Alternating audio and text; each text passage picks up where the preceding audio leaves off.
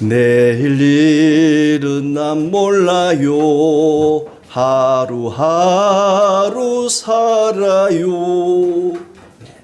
오늘은 나에게 주어진 시간이지만 내일은 나의 시간이 아닐 수가 있습니다.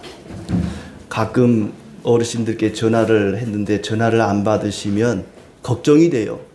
무슨 일이 없는가, 무슨 큰일을 당한 건 아닌가. 우리의 삶이 하루하루 살아가는 것이 하나님의 은혜입니다. 이제 6월입니다. 하나님께서 우리에게 또 한 달의 시간을 주셨습니다. 이렇게 한 달이 지나고 새로운 달이 되고 또 새로운 해가 되고 그러면 그때마다 그런 생각이 듭니다. 다음 달에도 모든 분들을 다 건강하게 뵐 수 있어야 되는데, 또는 내년 이맘때에도 모두가 다 같이 건강하게 만날 수 있어야 되는데, 연세가 많이 드시면은 내가 어버이날을 앞으로 몇 번이나 더 보낼 수 있을까? 또 뭐 성탄절을 몇 번을 더 보낼 수 있을까? 이런 생각들을 하게 되는데, 세월이 참 빠릅니다. 금세 2024년 이제 벌써 6월이 되었습니다. 이렇게 새로운 달이 또 새로운 해가 되면 인생이 뭔가를 돌아보게 됩니다. 오늘 이스라엘의 족장 야곱의 인생을 통해서 인생이 뭔가를 함께 생각해 보고자 합니다. 가족들 가운데 한 사람이 잘 되고 성공하면 모든 가족들이 그 사람 덕을 봅니다. 그 사람과 함께 일하게 되고 또 같이 잘 살게 되기도 하고 그렇게 되지요. 요셉 한 사람 덕분에 모든 가족들이, 그 아버지뿐만 아니라 모든 가족들이 애굽으로 이주해서 고센 땅에 살게 되었습니다. 그때 당시에 애굽뿐만 아니라 가나안 땅 그쪽 근동 지방에 엄청난 기근이 있었습니다. 무려 7년 동안이나 흉년이 이어졌습니다. 그것이 역사적 사실로 고고학에 의해서 밝혀지기도 했습니다. 오래전에 아라비아에 엄청난 폭우가 쏟아져서 홍수가 나서 오래된 무덤이 파헤쳐졌는데, 거기에 온몸을 보석으로 휘감은 여인의 미라가 발견되었답니다. 그리고 그 무덤의 비문에 보니까 이런 글귀가 나왔습니다. 너무 기근이 오래돼서 청지기를 요셉에게 보내 곡식을 얻어오라고 했더니 빈손으로 돌아왔다. 시녀에게 은을 들려 보냈더니 밀가루 한 줌 얻어오라고 했더니 그냥 돌아왔다. 다시 금을 손에 들려 요셉에게 보냈더니 또 빈손으로 돌아왔더라. 진주를 시녀의 손에 들려서 밀가루 한 줌 얻어오라고 요셉에게 보냈더니 또 빈손으로 돌아왔더라. 그래서 그 은과 금과 진주를 빨아보라고, 빨래를 하라고 빨아라 그랬더니 아무것도 나오는 것이 없더라. 그래서 내가 이렇게 보석으로 휘감고 이곳에 갇혀있다 라는 비문이 발견되었다는 거예요. 아무튼지 간에 그때 당시에 엄청난 기근이 있었는데 하나님께서 하나님의 백성들에게 먹을 것을 주시고 자비를 베풀어 주셔서 그들이 굶어 죽지 않고 아들 요셉의 덕을 톡톡히 보게 되었습니다. 하나님의 백성들은 어떤 상황 속에서도 망할래야 망할 수가 없는 사람들입니다. 세상이 괴롭히는 그 괴로움보다 하나님의 은혜가 더 크기 때문에 그렇습니다. 야곱이 아들 요셉의 초청을 받고 가족들과 함께 애굽으로 내려갔습니다. 그리고 그 애굽의 왕 바로에게 인사를 하는데 바로가 묻습니다. 네 나이가 몇 살이냐? 사람들이 만나면은 민증부터 까죠. 당신 몇 살이요? 몇 살이냐라고 묻습니다. 당연한 질문일 텐데 그 질문에 대해서 야곱이 아주 특이한 대답을 합니다. 9절에 야곱이 바로에게 아뢰되 내 나그네 길의 세월이 130년이니이다. 내 나이가 얼마 못 되니 우리 조상의 나그네 길의 연조에 미치지 못하나 험악한 세월을 보냈나이다. 이 야곱의 대답 속에서 인생이 뭔가를 발견할 수가 있습니다. 첫째는 인생은 나그네의 삶이라는 것입니다. 9절에 내 나그네 길의 세월이 그랬습니다. 인생은 나그네 길입니다. 인생은 나그네 길, 이런 복음성가도 있지 않습니까? 네. 4절에도 보니까 이런 말이 나와요. 그들이 또 바로에게 고하되 가나안 땅에 기근이 심하여 종들의 양떼를 칠 곳이 없기로 종들이 이곳에 거류하고자 왔사오니, 거류하고자, 이 거류한다는 말, 히브리 말로는 구루라는 단어입니다. 거류한다는 말은 잠시 머물다라는 뜻입니다. 영원히 머물기 위해 온 것이 아니라 잠시 머물기 위해서 왔습니다. 우리 가족이 이 기근이 끝날 때까지만 잠시 애굽에 머물기 위해서 왔습니다 라고 대답을 합니다. 자기 자신을 나그네, 여행자라고 소개합니다. 이 땅은 우리가 잠시 머물다 떠나야만 하는 체류자에 불과합니다. 언젠가는 떠나야 한다는 얘기입니다. 고린도후서 5장 1절에 바울도 그렇게 얘기합니다. 우리가 손으로 짓지 아니한 하나님께서 지으신 하늘에 있는 영원한 집이 있다 그랬습니다. 우리가 머물 곳은 이 땅이 아니라 하늘이라는 얘기입니다. 요한복음 14장 2절에 예수님께서도 아버지 집에 거할 곳이 많다. 내가 너희를 위하여 거처를 예비하러 간다. 나 있는 곳에 너희도 있게 하리라 말씀하셨습니다. 사람이 이 땅의 주인인 것 같지만 이 땅은 사람이 영원히 머물 곳이 아닙니다. 이 땅의 주인은 결코 사람이 아닙니다. 애굽 사람들도 마찬가지였습니다. 기근이 드니까 백성들이 돈을 주고 총리인 요셉에게 곡식을 삽니다. 돈이 다 떨어지니까 가축을 주어서 곡식을 삽니다. 곡식이 없는데 가축이 무슨 소용이 있겠습니까? 또 가축이 다 떨어지니까 이제 땅을 내놓습니다. 가축이 없는데 뭘로 농사를 짓겠습니까? 땅을 내어놓습니다. 땅을 다 나라에 바친 거예요. 그래도 안 되니까 자기 자신을 바칩니다. 나를 종으로 쓰시고 먹을 걸 주십시오. 땅이 없는데 뭘로 먹고 살겠습니까? 그렇게 해서 애굽의 모든 백성들이 땅을 나라에 바칩니다. 그리고는 이제 나라에서 분배를 해주죠. 백성들을 소작을 주는 거예요. 그렇게 해서 먹고 사는 것입니다. 왕의 땅을 빌려서 경작을 하게 되죠. 그러니까 야곱만 나그네 인생이 아니라 애굽 사람들도 나그네 인생을 살았던 것입니다. 어쩌면 애굽 사람들은 이렇게 어려움을 당하는 반면에 야곱의 가족들은 아주 풍부했습니다. 27절에 보니까 생육하고 번성하였더라 그랬어요. 그곳에 살고 있던 원주민 애굽 사람들보다 나그네인 야곱의 가족들이 훨씬 더 풍요롭게 살았다는 얘기죠. 애굽 사람이나 야곱의 가족들이나 나그네 인생은 마찬가지였습니다. 나그네 삶이라고 하는 것은 언젠가는 돌아가야 할 고향이 있다는 얘기입니다. 히브리서 11장 16절 말씀에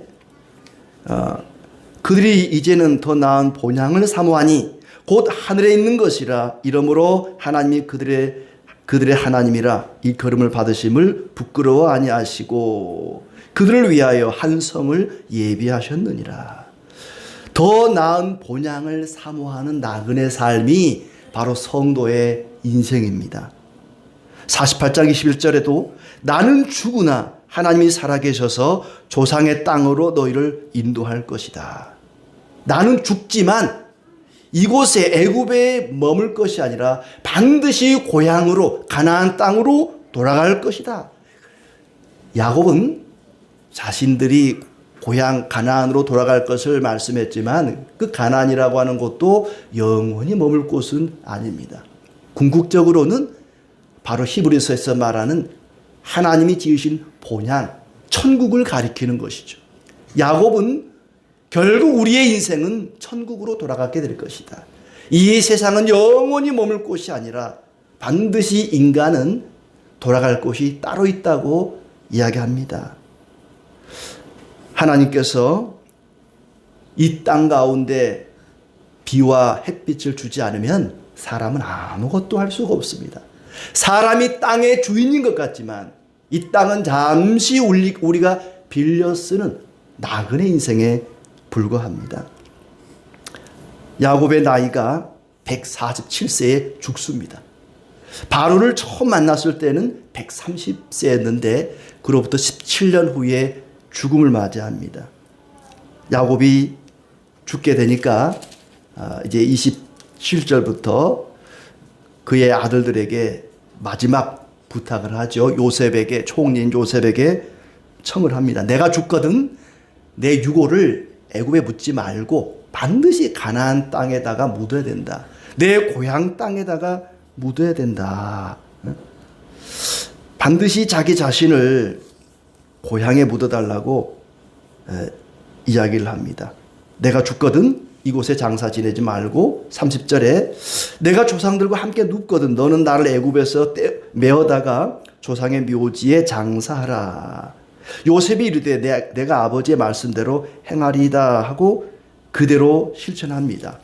50장 12절에 보면 야곱의 아들들이 아버지가 그들에게 명령한 대로 그를 위해 따라 행하여 그를 가나안 땅으로 메어다가 마므레 앞 막벨라밭 굴에 장사하였으니 야곱이 죽자 아들들이 야곱의 시신을 고향 가나안 땅에 갔다가 장사를 지내게 됩니다. 그리고 요셉도 마찬가지입니다. 자기가 죽거든 반드시 자기의 유고를 꺼내다가 가나안 땅, 고향 땅에다가 묻어달라고 부탁을 합니다.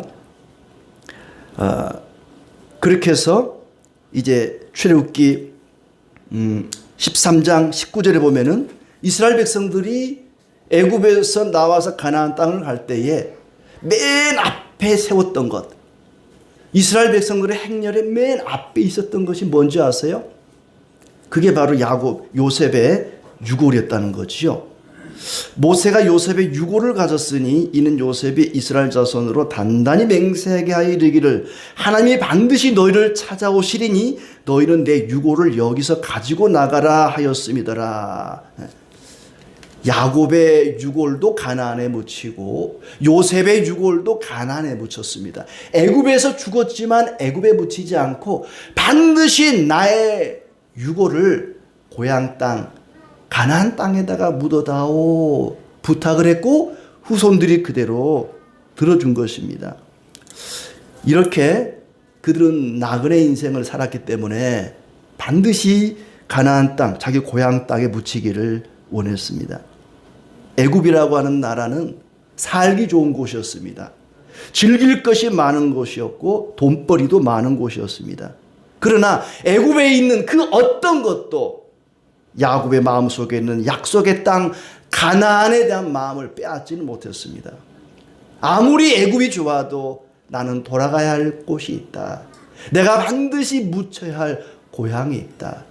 그곳이 가나안이라고 이야기했지만 궁극적으로는 천국을 이야기하고 있는 것입니다.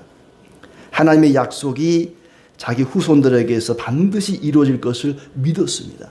하나님이 우리 후손들을 애굽에서 건져내서 가나안 땅에 머물게 할 것이다. 그 땅을 영원히 우리 후손들에게 주셨다고 하는 그 약속을 믿었기 때문에 너희가 이곳에서 나갈 때에 내 유고를 함께 메고 나가달라고 요셉이 부탁했던 것입니다. 야곱이 왜 인생을 나그네 길이라고 얘기했을까? 그것은 가나안 땅을 약속받았지만 아직 그 가나안 땅을 소유하지 못했기 때문에 정처 없이 떠돌고 방황하기 때문에 인생을 나그네 길이라고 이야기를 했습니다. 다윗도 그런 얘기를 했습니다. 다윗도 역대상 29장 15절에 보니까 인생을 그렇게 나그네 길이라고 표현하고 있어요. 우리 조상들과 같이 주님 앞에서 이방 나그네와 거류민들이라 세상에 있는 날이 그림자 같아서 희망이 없나이다. 다윗이 그렇게 얘기한 거예요. 우리의 인생이 이방 나그네와 거류민과 같다. 시편 39편 12절에는 주와 함께 있는 나그네라 그랬습니다. 주와 함께 있는 나그네. 우리는 이 땅에서 나그네 인생을 살아가지만 주와 함께하는 나그네입니다. 그저 정처 없이 떠도는 나그네가 아니라 주님과 함께 동행하는 나그네라는 얘기입니다. 반드시 돌아가야 할 고향이 있습니다. 야곱은 자기가 태어나 자란 가나안을 고향이라고 얘기했지만 우리가 정작 돌아가야 할 고향은 바로 하나님이 우리를 위해 예비하신 천국을 가리킵니다. 저는 고향을 떠난 지 40년 가까이 되었습니다만은 이제 고향을 가면 고향이 굉장히 낯설입니다. 저도 고향이 낯설고 고향도 저를 낯설어 합니다. 꿈속에서나 가끔 고향 마을을 볼 때가 있습니다. 그러나 이제 부모님도 안 계시고 고향에 갈 일도 없고 고향에 가도 할 일도 없습니다. 요즘 아이들에게 이 고향에 대한 개념이 얼마나 있는지 모르겠습니다. 가끔 상상을 해봅니다. 어렸을 때 뛰어놀던 고향 마을, 어머니와 함께 했던 그 고향 들녘과 산하를 생각해 봅니다. 아련한 추억으로만 남아 있습니다. 가끔 명절에 고향 가서 사람들을 만나면은 젊은 사람들이 또 어린 아이들이 아저씨 거기서 뭐 해요? 예. 남의 밭에서 뭐 하냐는 거죠. 예. 아저씨 누구세요? 그래요. 너는 누구냐 이놈아. 그런 마음이 드는데 이제는 더 이상 고향이 아니에요. 웬 고향에 절간이 하나 들어와 가지고 중이 설치고 다니더라고. 그런 고향이 됐어요. 고향이 낯선 곳이 되었습니다. 우리가 돌아가야 할 고향은 내가 태어난 고향이 아니라 하나님이 계시는 바로 그 천국입니다. 인생은 잠시 왔다 가는 나그네 길임을 알고 우리가 영원히 돌아가야 할 본향 천국을 소망하면서 살아가시기를 바랍니다. 두 번째로 야곱은 세월이 참 짧다고 이야기합니다. 다시 9절 말씀을 보시면은 내 나그네 길의 세월이 130년이니이다. 내 나이가 얼마 못되니 우리 조상의 나그네 길의 연조에 미치지 못하나 내 나이가 얼마 못되니 130세인데 자기 나이가 얼마 못된대요. 왜냐하면 아브라함은 175세에 죽었고 그의 아들 이삭은 180세에 죽었거든요. 그러니까 130세면은 아직 얼마 못 된다는 얘기죠. 내 나그네 길이 얼마 못 됩니다. 인생이 참 짧게 느껴집니다. 나이 많은 것도 자랑거리가 아니고요. 나이가 어린 것도 자랑거리가 아닙니다. 우리는 그러지요. 뭔가 불리하면 너 몇 살이야 임마. 너 몇 살이야. 나이 많은 게 자랑거리인 것처럼 나 몇 살이야. 너 몇 살이야 그러는데 나이 많은 것 자랑거리가 아닙니다. 나이가 젊은 것도 자랑거리가 될 수 없습니다. 시편 39편에 다윗은 인생을 가리켜 한 뼘이라 그랬습니다. 한 뼘. 인생이 한 뼘밖에 안 된다. 또 입김에 불과하다 그랬습니다.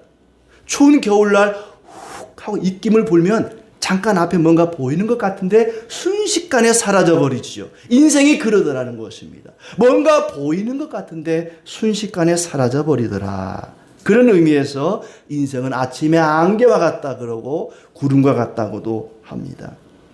인생이 언젠가는 죽는다는 것을 아는 사람은 지혜로운 사람입니다. 그 이후를 바라보고 사는 사람은 더 지혜로운 사람입니다. 그런 마음은 하나님이 주시는 마음입니다. 야고보 4장 14절에 너희 생명이 무엇이뇨 너희는 잠깐 보이다가 없어지는 안개니라 그렇습니다.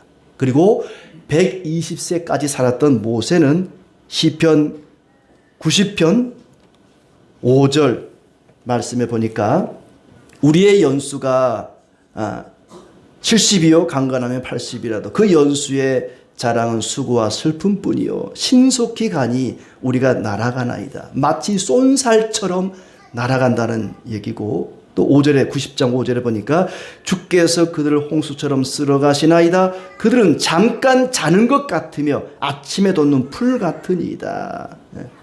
아침에 돋아나는 풀 같다.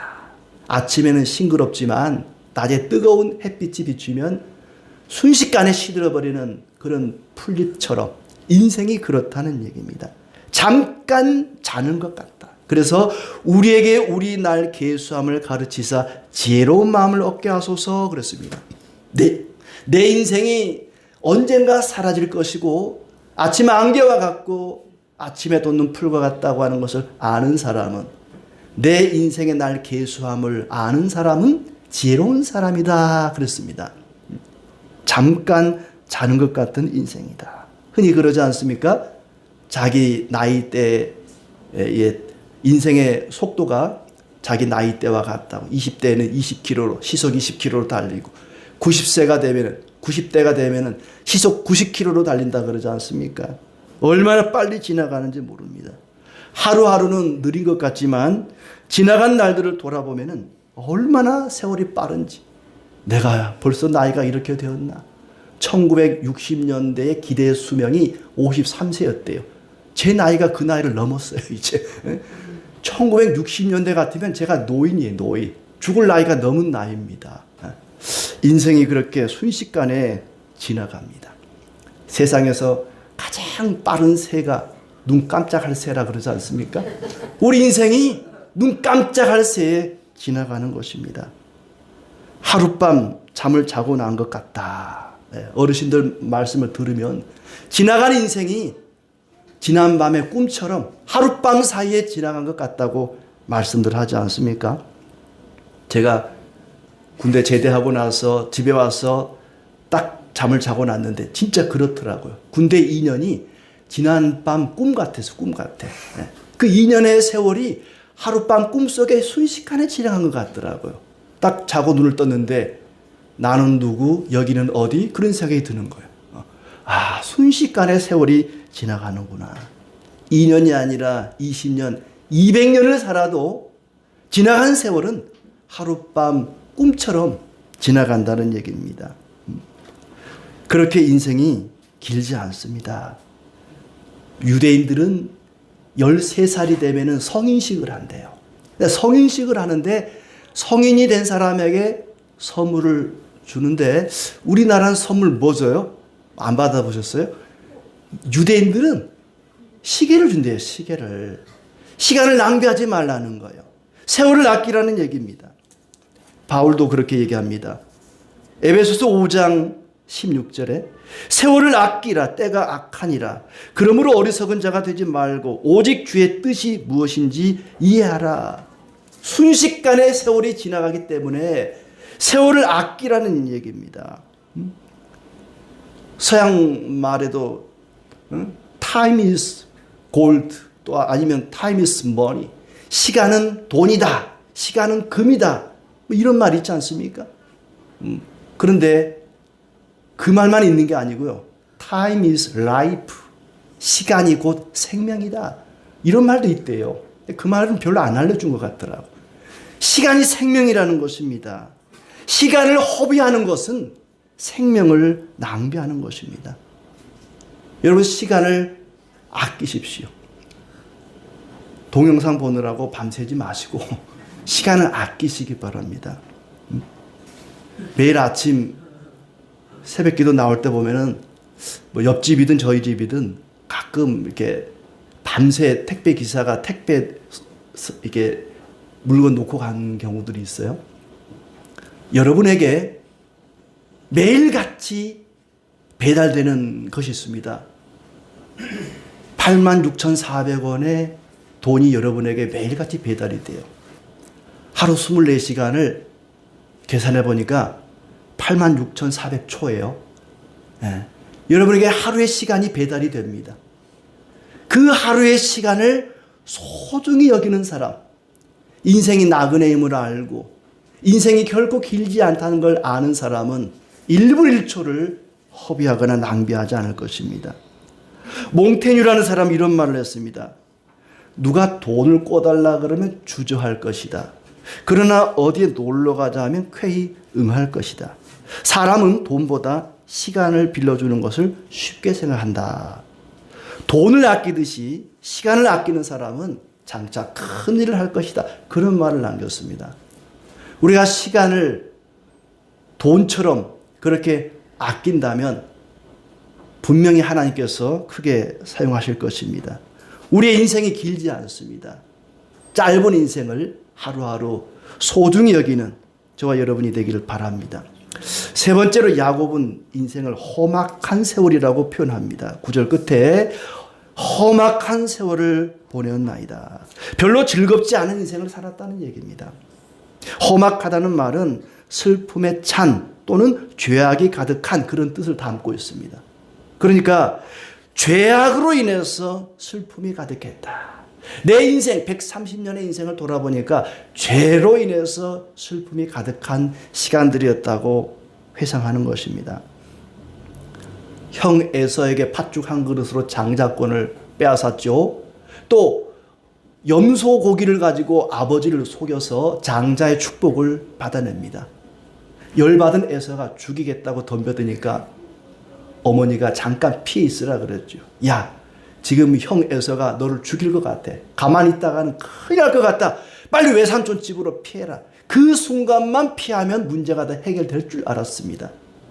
그런데 오줌차 피하려다 똥차에 깔려 죽었다고 에서를 피해서 외삼촌 집에 갔더니 이 구두쇠의 외삼촌 라반은 노동 착취를 20년 동안이나 행했습니다. 얼마나 고생을 많이 했는지 모릅니다. 더 이상은 못 살겠다 그리고 가족들을 데리고 고향으로 돌아오는데 외삼촌 라반이 쫓아옵니다. 저 라반 외삼촌만 따돌리면 이제 내 인생이 평안할 것 같다. 하나님께서 은혜 주셔서 외삼촌이 돌아갔습니다. 그런데 이게 웬일입니까? 형 에서가 400명의 군인들을 이끌고 자기를 맞이하고 나오는 거예요. 하나님 살려달라고 막 씨름을 하면서 매달리지 않습니까? 하나님 은혜로 에서의 위협도 또 모든 것이 다 해결이 되었습니다.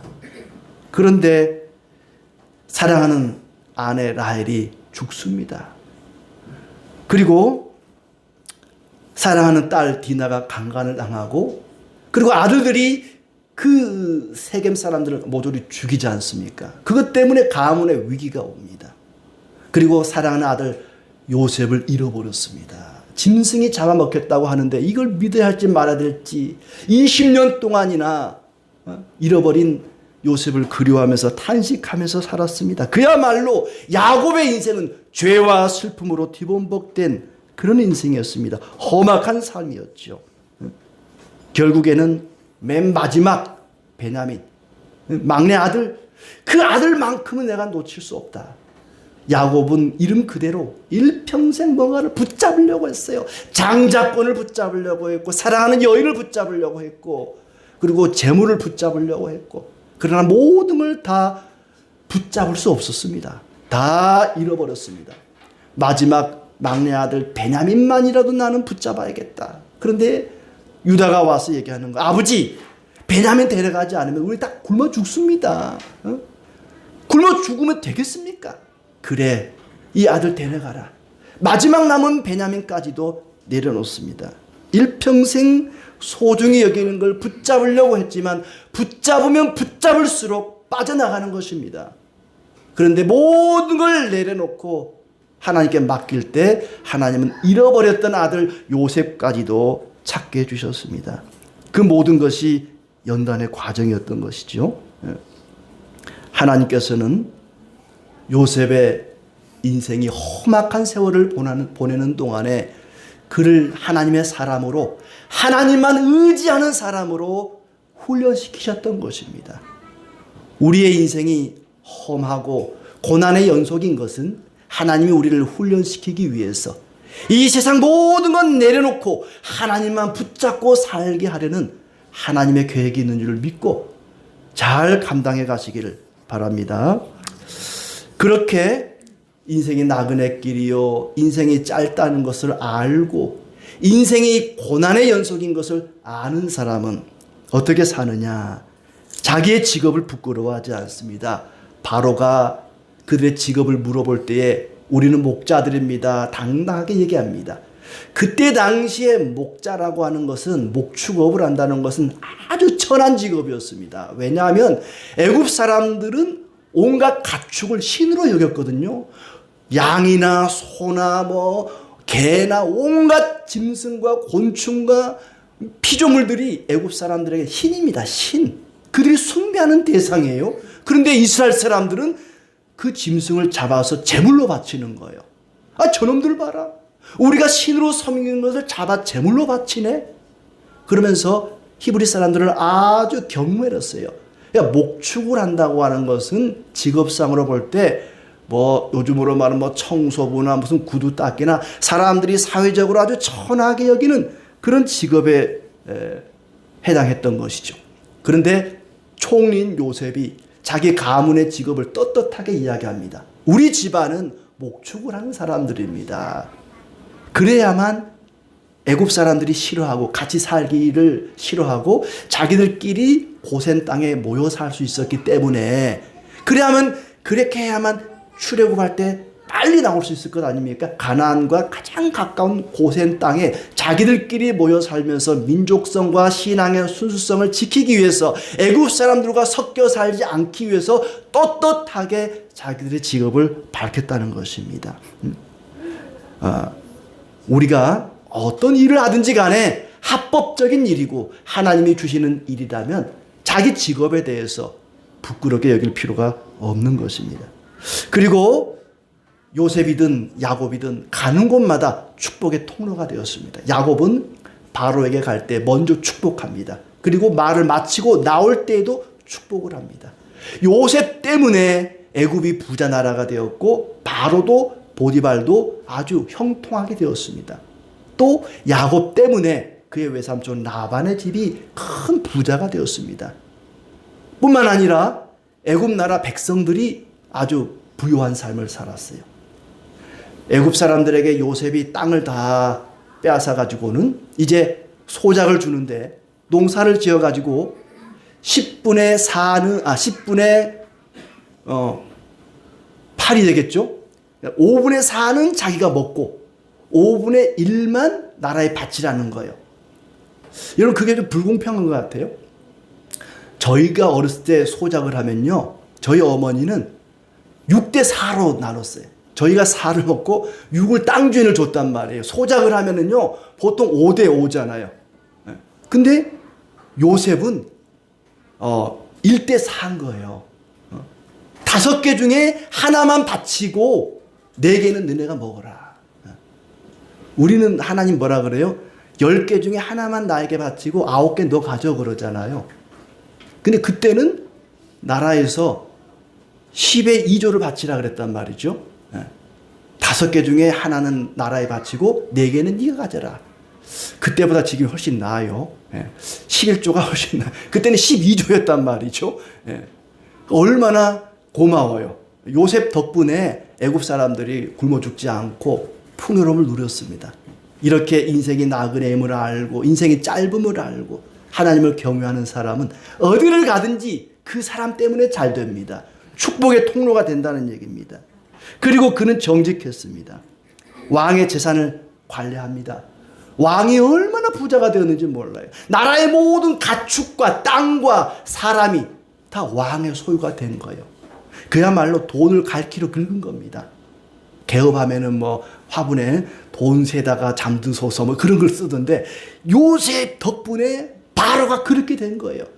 그런데도 요셉은 그 돈에 손을 대지 않습니다. 얼마든지 빼돌리려면 빼돌릴 수 있잖아요. 그리고 인기가 그 정도 되면은 자기가 왕 되고 싶은 마음이 있지 않겠습니까? 그런데 철저히 바로를 존중하고 바로의 재산에 손을 대지 않습니다. 나그네 인생을 사는 사람이기 때문에 그렇습니다. 아버지 야곱이 경외하던 하나님을 마음에 품고 살다 보니까 인생이 나그네 길임을 알고 인생이 길지 않고 험한 고난의 연속임을 알기 때문에 그는 정직했고 겸손했습니다. 인생은 나그네 길이요 짧고 험악하다고 바로 앞에 이야기를 합니다. 그러나 그것은 바로가 하나님을 모르기 때문에 그리고 아직 나이가 130입니다. 이제 17년을 더 살고 죽기 전에 야곱이 죽기 전에 뭐라고 고백하는지 한번 보십시오. 48장 15절, 16절에 요셉의 두 아들 므낫세와 에브라임을 축복할 때 야곱은 이렇게 얘기합니다. 아브라함과 아버지 이삭이 섬기던 하나님, 나의 출생으로부터 지금까지 나를 기르신 하나님, 나를 모든 환난에서 건지신 여호와의 사자께서 이 아이들에게 복을 주시오며 그렇습니다. 죽기 전에 자기 후손들을 축복하면서 하는 말이, 하나님은 내가 태어나서부터 지금까지 나를 기르신 분이십니다. 나를 모든 환난에서 건져주신 분이라고 고백합니다. 믿지 않는 세상 사람들에게 말하기를 인생은 나그네 길입니다. 인생은 짧습니다. 인생은 고난의 연속입니다. 라고 말했지만 이제 하나님 앞에 가기 전에 말하기를, 하나님이 내가 태어나서 지금까지 나를 지켜주시고 길러주시고 환난에서 나를 건져주신 분입니다. 야곱은 하나님을 그렇게 고백합니다. 인생이 그렇습니다. 산을 보면은, 산 가까이 가서 보면은 온갖 지저분한 게 다 보여요. 막 쓰레기도 있고 바위도 있고 막 가시넝쿨도 있고 온갖 지저분한 게 다 보입니다. 그러나 멀리서 보면은 숲이 그렇게 아름다울 수가 없습니다. 47장 바로 앞에서는 인생을 가까이서 보는 거예요. 숲을 가까이 보는 것처럼 인생을 가까이서 보니까 고난의 연속이고 인생이 길지 않고 인생은 나그네 길입니다. 그런데 멀리서 보니까, 지나온 인생을 멀리서 지켜보니까 인생은 나그네 길이지만 하나님이 함께 하시는 나그네였습니다. 그리고 인생은 짧지만 영원의 삶을 살았다는 것을 알게 됩니다. 하나님과 함께 하시니 이미 야곱은 영원의 삶을 살고 있었습니다. 하나님과 함께하는 사람은 결코 인생이 짧지 않습니다. 죽음으로 끝나지 않기 때문입니다. 그리고 험악한 인생이었다고 말합니다. 맞습니다. 인생은 고난의 연속입니다.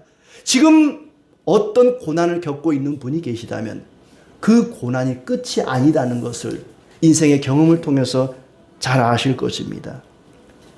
고난의 연속입니다. 하지만 고난보다 더 큰 은혜를 하나님께서 준비하고 계신다는 사실을 기억하시기 바랍니다. 우리의 인생을 숲을 바라보는 것처럼 멀찍이서 바라보면은 하나님이 함께 하시는 나그네 길이요, 영원의 삶을 살고 있는 것이고, 그리고 내가 당하고 있는 고난보다 더 큰 은혜로 함께 하시면서 나를 그 고난에서 건져주시는 하나님이라고 하는 이 야곱의 고백이 곧 우리의 고백이 될 것입니다. 그렇게 믿고 내게 배달되는, 내게 주어진 하루하루의 삶을 소중히 여기고 최선을 다해 성실하고 정직하고 겸손하게 살아가는 우리의 삶이 되기를 바랍니다.